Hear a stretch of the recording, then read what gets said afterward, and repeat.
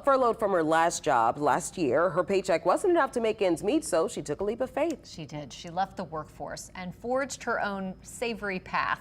It's a decision a lot of workers are faced with these days as they rethink the value of their jobs. And Mike McDaniel is continuing our series, Where Are the Workers? I had no idea what was going to happen when I first started this. When Lauren Mora got furloughed last fall from her job at a New Orleans events company, there was a bit of worry at first. Things just got very slow because their whole business was centered around events, and people's special occasions, which were not happening in lockdown. But then she saw an opportunity and gave her old job the chop.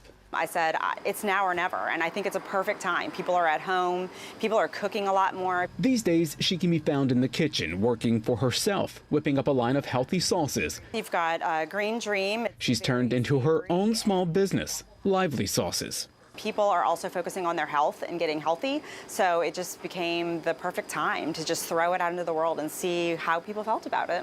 Mora had wanted her own venture for years. Only one of them was a family recipe. While the pandemic helped her out of the workforce, there's another reason she has no plans of going back to it. I don't want to look back in 10 years and say I missed my kids' major life events because I was working a job that I honestly wasn't that passionate about anyway. And she's not alone. According to the U.S. Census Bureau, there were almost 553,000 submitted applications to start a new business in July 2020. That's a 96% increase, an all-time high, compared to the year before. People generally need a lot more workplace flexibility, given sort of the nature of society right now. Tulane University Associate Professor of Economics Patrick Button says the pandemic is allowing people to rethink work habits, go after higher-paying jobs, leave the workforce entirely, or start their own thing.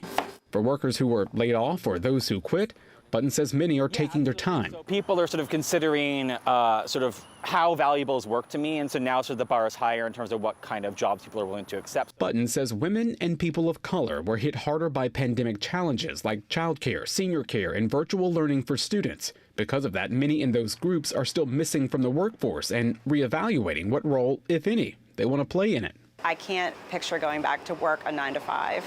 For Mora, she's found a perfect blend of work-life balance, especially with 3 small kids. I have the control now over my schedule, even though it's very busy and it's a lot to run your own business, but I do have more control, and so I can push the gas as fast as I need to on this company, or I can pull back when I need to. Control Mora never thought would be an ingredient of work until a pandemic allowed her to cook up a new direction. Mike McDaniel, Eyewitness News. So tomorrow we're wrapping up our series with a look at what economists and business owners say it's going to take to get people back to the workforce and how they're doing it.